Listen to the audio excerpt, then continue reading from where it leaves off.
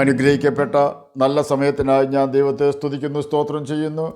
ദൈവവചനം ശ്രവിച്ചുകൊണ്ടിരിക്കുന്ന എല്ലാ ദൈവമക്കൾക്കും വീണ്ടും വരാമെന്നരുളി ചെയ്തവനായ കർത്താവായ യേശു ക്രിസ്തുവിൻ്റെ ധന്യനാമത്തിൽ ഞാൻ എൻ്റെ സ്നേഹവന്ദനം അറിയിക്കുന്നു. ഇന്നത്തെ അല്പസമയത്തെ ചിന്തയ്ക്കായി 71 സങ്കീർത്തനം 5 വാക്യം നമുക്ക് വായിക്കാം. യഹോവയായ കർത്താവേ, നീ എൻ്റെ പ്രത്യാശയാകുന്നു, ബാല്യം മുതൽ നീ എൻ്റെ ആശ്രയം തന്നെ. അനുഗ്രഹിക്കപ്പെട്ട ഒരു വേദവാക്യമാണ് നാം കേട്ടത്. 71 സങ്കീർത്തനം ദാവീദാണ് എഴുതിയതെന്ന് പറയപ്പെടുന്നു. പ്രായമായ ഒരാളുടെ പ്രാർത്ഥനയാണിതെന്ന് പറയുന്നതിൽ തെറ്റില്ല. ദൈവം തൻ്റെ ജീവിതത്തിൽ ചെയ്തിട്ടുള്ള നന്മകളാണ് ദൈവത്തിൽ ആശ്രയിക്കുവാനായി ഇദ്ദേഹത്തിൻ്റെ വിശ്വാസത്തെ ശക്തിപ്പെടുത്തുന്നതെന്ന് 1 ശമൂവേൽ 17 അധ്യായം 33 വാക്യം വായിച്ചാൽ നമുക്ക് മനസ്സിലാക്കുവാൻ സാധിക്കും. ശൗൽ ദാവീദിനോട്, ഈ ഫിലിസ്തീനോട് ചെന്ന് അംഗം പൊരുതുവാൻ നിനക്ക് പ്രാപ്തിയില്ല, നീ ബാലകനത്രേ, അവനോ ബാല്യം മുതൽ യോദ്ധാവാകുന്നു എന്ന് പറഞ്ഞു. ദാവീദ് ശൗലിനോട് പറഞ്ഞത്, അടിയന്നപ്പൻ്റെ ആടുകളെ നോക്കിക്കൊണ്ടിരിക്കുമ്പോൾ ഒരിക്കൽ ഒരു സിംഹവും ഒരു കരടിയും വന്ന് കൂട്ടത്തിൽ നിന്നും മാട്ടിൻകുട്ടിയെ പിടിച്ചു. ഞാൻ പിന്തുടർന്ന് അതിനെ അടിച്ച് അതിൻ്റെ വായിൽ നിന്നും മാട്ടിൻകുട്ടിയെ വിടുവിച്ചു. അത് എൻ്റെ നേരെ വന്നപ്പോൾ ഞാൻ അതിൻ്റെ താടിക്ക് പിടിച്ച് അടിച്ചു കൊന്നു. ഇങ്ങനെ അടിയൻ സിംഹത്തെയും കരടിയെയും കൊന്നു. ഈ അഗ്രചർമ്മിയായ ഫിലിസ്ത്യൻ ജീവനുള്ള ദൈവത്തിൻ്റെ സൈന്യത്തെ നിന്ദിച്ചിരിക്കൊണ്ട് അവനും അവയിലൊന്നിനെ പോലെ ആകും. നീ ബാലകൻ ആകുന്നു എന്ന് പറഞ്ഞ ശൗലിനുള്ള ചുട്ട മറുപടിയാണ് ദാവീദ് കൊടുത്തത്. ബാലനാണെങ്കിലും ആ പ്രായത്തിലും ദൈവകരങ്ങളിൽ ഉപയോഗിക്കപ്പെടുകയും ദൈവത്തെ അടുത്തറിയുകയും ദൈവത്തിൽ ആശ്രയിക്കുകയും ചെയ്യുന്നവനായിരുന്നു ദാവീദ്. ഒരിക്കലൊരു സിംഹവും ഒരിക്കലൊരു കരടിയും എന്ന പ്രയോഗത്തിൽ സിംഹവും കരടിയും ഒരുമിച്ചല്ല വന്നതെന്ന് സൂചിപ്പിക്കുന്നു. ഒരിക്കൽ സിംഹം വന്നിട്ട് തനിക്ക് പ്രതിസന്ധി ഉണ്ടാക്കിയതുപോലുള്ള സ്ഥലത്താണ് അവൻ വീണ്ടും ആടിനെ തീറ്റുവാൻ ചെന്നത്. പ്രതിസന്ധികൾ ഉണ്ടാകുമെന്നതുകൊണ്ട് പേടിച്ച് ഓടി ഒളിക്കുന്നവനല്ലായിരുന്നു ആ ബാലൻ. അതിന് കാരണം അവൻ ആരെയാണ് ആശ്രയിക്കുന്നതെന്ന് അവൻ അറിയാമായിരുന്നു. നാം പ്രതിസന്ധി ഉണ്ടാകുമ്പോൾ ദൈവത്തോട് പ്രാർത്ഥിക്കാറുണ്ട്. അത് ദൈവത്തെ ആശ്രയിക്കുന്നതാണെന്ന് പറയുവാൻ സാധിക്കുകയില്ല. എൻ്റെ വ്യക്തിപരമായ അഭിപ്രായം ഞാനിവിടെ സൂചിപ്പിച്ചുവെന്ന് മാത്രം. നാം ദൈവത്തിൽ ആശ്രയിക്കുന്ന വ്യക്തിയാണെങ്കിൽ നിശ്ചയമായും പ്രതിസന്ധി ഉണ്ടെങ്കിലും ഇല്ലെങ്കിലും എപ്പോഴും നാം ദൈവവുമായി ഉല്ലസിക്കുവാൻ സമയം കണ്ടെത്തും. ആടിനെ തീറ്റുന്നതിനായി വനത്തിൽ പോകുമ്പോൾ കിന്നരം എന്തിനാണ് മകനെ എന്ന് ദാവീദിൻ്റെ മാതാപിതാക്കൾ ചോദിച്ചു കാണുമോ എന്ന് നമുക്കറിയില്ല. എന്നാൽ കിന്നരം കയ്യിലുണ്ടെങ്കിൽ ശരിയായി ആടിനെ തീറ്റുവാൻ കഴിയുകയില്ല എന്ന അഭിപ്രായം അവൻ്റെ മൂത്ത ജ്യേഷ്ഠന്മാർക്കുണ്ടാകുവാൻ സാധ്യതയുണ്ട്. ദാവീദിനോട് ആരെങ്കിലും അതിനെപ്പറ്റി ചോദിച്ചാൽ അവൻ പറയുവാൻ സാധ്യതയുള്ള ഉത്തരം ഇപ്രകാരം ആയിരിക്കുവാനാണ് സാധ്യത: ഞാൻ എൻ്റെ ദൈവത്തിൽ ആശ്രയിക്കുന്നു എന്നായിരിക്കുവാനാണ് സാധ്യത. ദൈവത്തിൽ ആശ്രയിക്കുന്നവൻ്റെ കിളിവാതിൽ ജെറുസലേമിന് നേരെ തുറന്നിരിക്കും. ഏത് സിംഹക്കുഴിയിലിടുമെന്ന് പറഞ്ഞാലും ദാനിയേലിൻ്റെ പ്രാർത്ഥന മുടക്കുവാൻ ആർക്കും കഴിയുകയില്ല. ദൈവത്തിൽ ആശ്രയിക്കുന്നവൻ തന്നെത്താൻ അശുദ്ധനാകുവാൻ സമ്മതിക്കുകയില്ല. കാരണം തന്നെത്താൻ അശുദ്ധനായാൽ അവന് ദൈവ സാന്നിധ്യം നഷ്ടപ്പെടുമെന്ന യാഥാർത്ഥ്യം അവൻ തിരിച്ചറിഞ്ഞിട്ടുണ്ട്.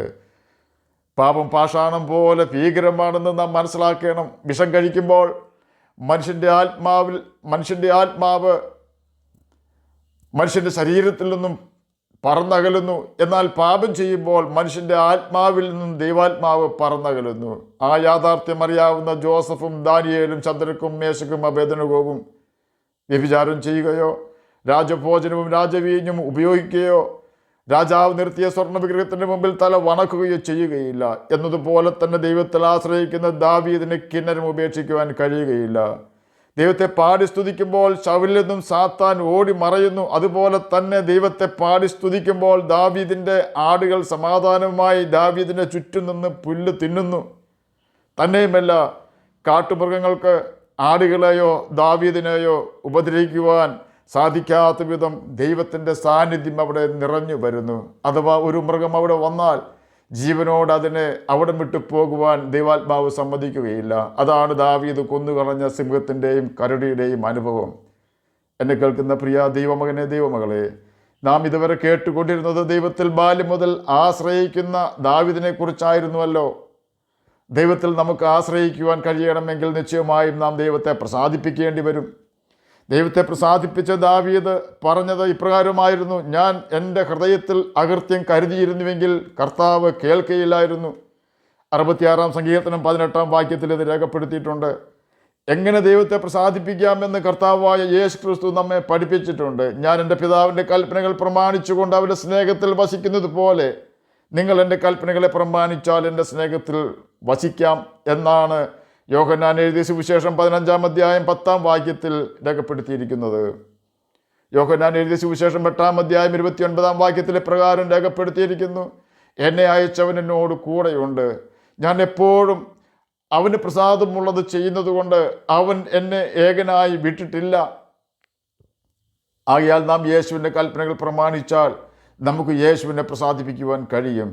നാം യേശുവിൻ്റെ കൽപ്പനകൾ പ്രമാണിച്ചാൽ യേശു ക്രിസ്തു നമ്മുടെ ഹൃദയത്തിൽ വാസം ചെയ്യും എന്ന വാഗ്ദാനം യോഹന്നാൻ എഴുതിയ സുവിശേഷം 14-ാം അധ്യായം 16-ാം വാക്യത്തിലും 21-ാം വാക്യത്തിലും 23-ാം വാക്യത്തിലും യേശു നമുക്ക് ഉറപ്പ് തരുന്നുണ്ട്.